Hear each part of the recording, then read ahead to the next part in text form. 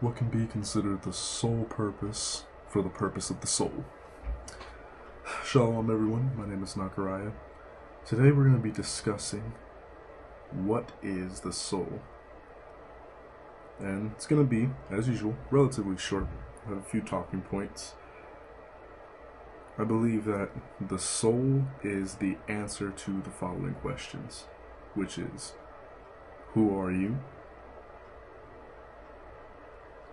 What makes you you? And perhaps even what does that mean?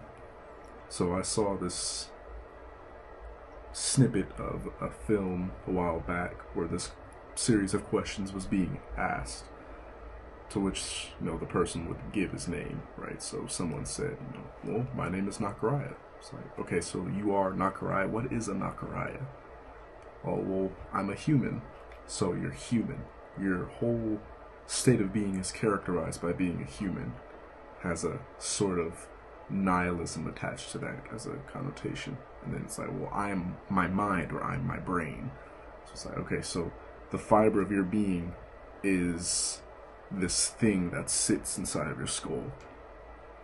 And so I think the only real answer that suffices is that you are your soul. Your soul is what makes you who you are. So I'm Nakaraya. For those of you who don't know, Nakaraya means the Most High's discerning spirit. So, and typically how Hebrew names work is you're given a Hebrew name based off of your own characteristics. So,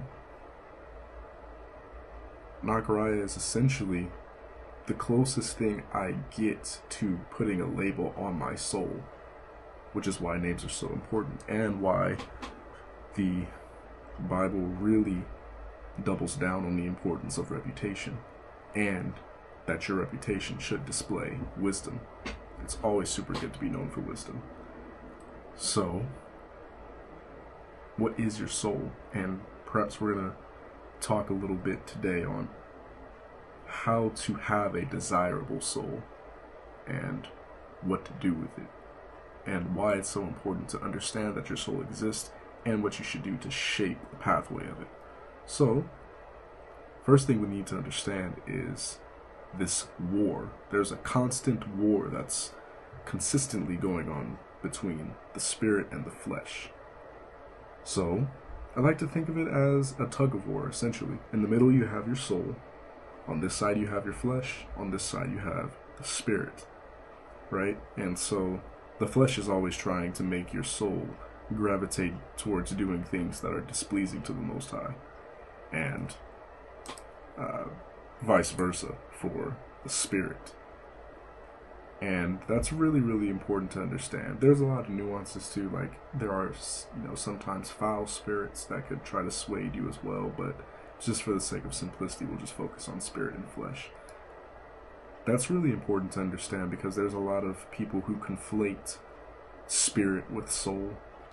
And the thing about spirits is you can have, like, the way how I understand spirits is they're basically the entity of what is, what once was, and what is to come. So you can have a spirit of rage come over you.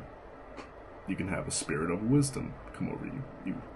There's the Holy Spirit that comes upon you and only dwells within clean temples, which is why it's so important that we keep our temple clean, physically, spiritually, and mentally, and psychologically. And so the flesh, however, it's this vessel itself, and it's impure in nature. And what your soul's basically job is to constantly fight the fleshly urge to be hedonistic, to be nihilistic, and subscribe to the negative meaning of decadence. So, that being said, we need to always understand that we are at war, no matter what. And, good segue into the concluding part of this topic, it all starts in the mind. And in my book, I write at length about thought and how important it is to grasp exactly what you're thinking about, compartmentalizing, seeing if it's positive, if it's something from the Most High, or if it's something from the King of Darkness. And then, I mean, do with that what you will, but it's probably more preferable to you to keep and hold on to what the Most High is giving you, and then expel what the devil is giving you. Now,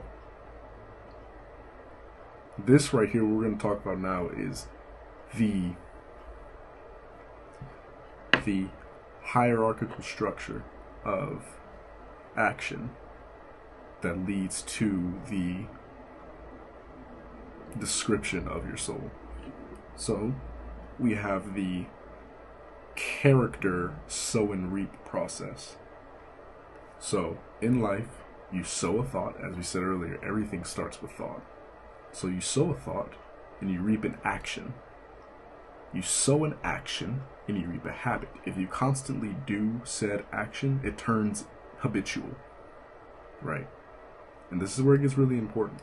So if you sow that action, meaning you continuously do it, you reap a habit. And if you sow that habit, whatever that habit may be, we'll hope that it's a good one. If you sow a habit, you'll reap a character. Because you'll be known as someone who habitually does this. Again, going back to why reputation is so important. Okay? Because your reputation is how others perceive your character. Your reputation, your name, Sham, is your character. You sow your character, and this is really heavy because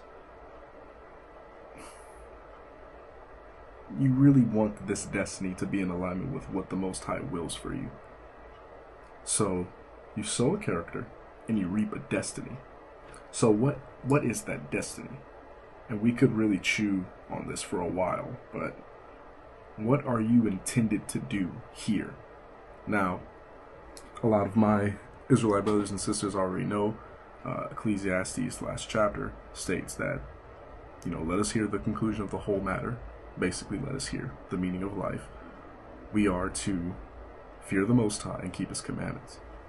And by the way, I'll touch on this really briefly, but that scripture is a lot more deep than I think a lot of people give it credit for. A lot of people, especially in the faith, will say like, oh, the meaning of life is just to keep the Most High's laws. And it's like, yeah, you're right, but let's look at the grand scheme of things and really dive into the literature to see where's the wisdom in that, right? So we know that in the book of John, the Most High and His Son says, if you love me, keep my commandments. If you love me, keep my commandments. Now, so I'll be real brief, but if you love me, keep my commandments, which is to say, if you love the Most High, you will keep His law. So, if you look at the perspective of the Most High existing before He created us, He literally created us for the sole purpose. See what I did there? Sole purpose. That was crazy. He made us for the sole purpose of loving Him. And then you could turn this video off and fully just subscribe to the idea that our sole purpose is to love Him. That's what we're here for. To love the Most High. How we do that is by keeping His laws. That's His love language, so to speak. But the meaning of life is for us to love, serve, and obey the Most High. Some people may find that vapious. I think not, obviously. Now, the thing about that is, there are a lot of different ways to serve the Most High. That's how kingdoms work. Everyone has different talents. Everyone has different purposes then. Perhaps micro purposes that lead to the evolution and beauty of variation in purposes, in character and in reputation. So, hence you have a destiny. What is your destiny? I recently found mine, which is to be a wise counselor to the nation and to the world. And so, what aligned with that is for me to always be buried in books, always be studying, and I'm going to be announcing this for the first time on here. I'm actually going to be going to school for clinical psychology, because that's really gonna help me step into the role seriously as a counselor. And there's just something that I really connect to about being a wise counselor. I've been doing it most of my life untrained. And so that lets me know that I have a talent for it. I actually made my own definition for talent. I should probably read it. Yeah, I'll find it. Let me see.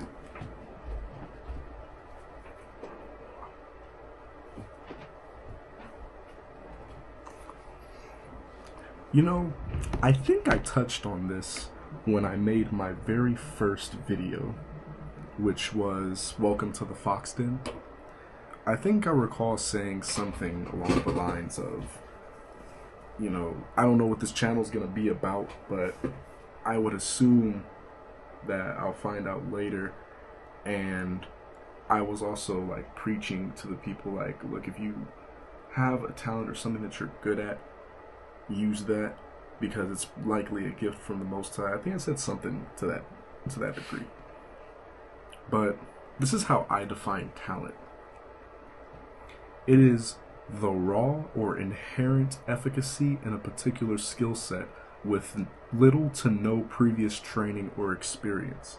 And so that's really key here, because for you to have some skill in a particular skill set with little to no training, where did that come from?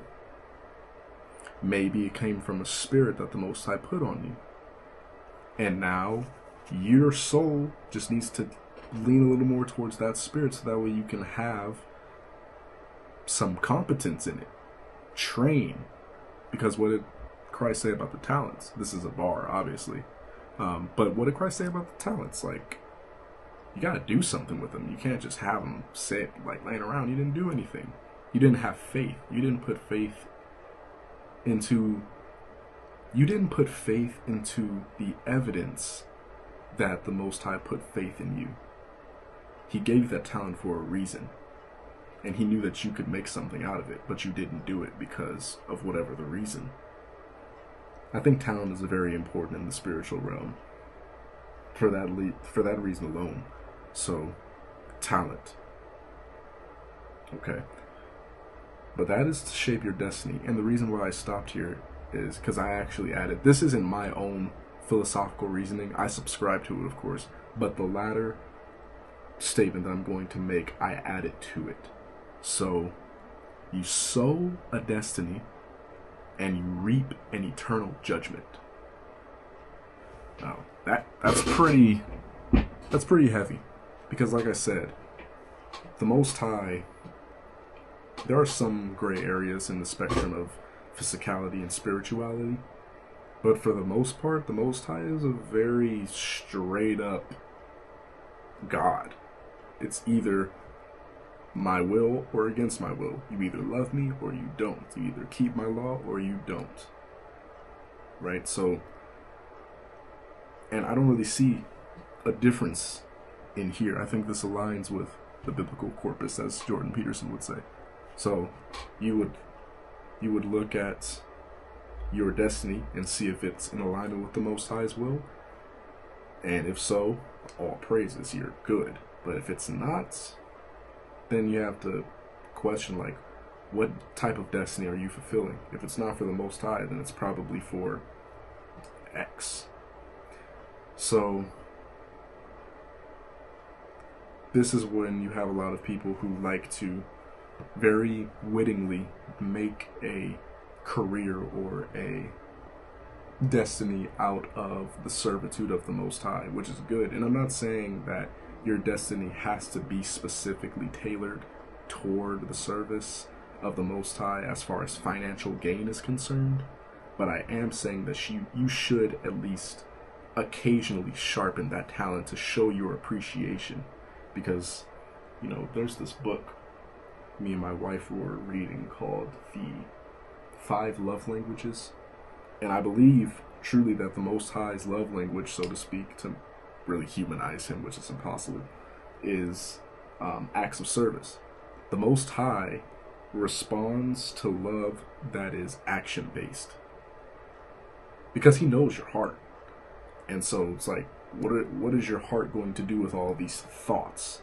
What actions, habits are they going? Yeah, what actions and habits are they going to produce, and how is that going to define your character? So, it's enough that you know that you have the talent. I mean, it's not enough to know that you have the talent. You need to act on it, hopefully habitually, and that's what's going to bring some beauty out of it. So, that's pretty much it, guys. That's gonna, I believe, conclude this video. Very, very smooth. Yeah, that's pretty much it. All right, you guys stay safe, stay dangerous, and be wise. Shalom.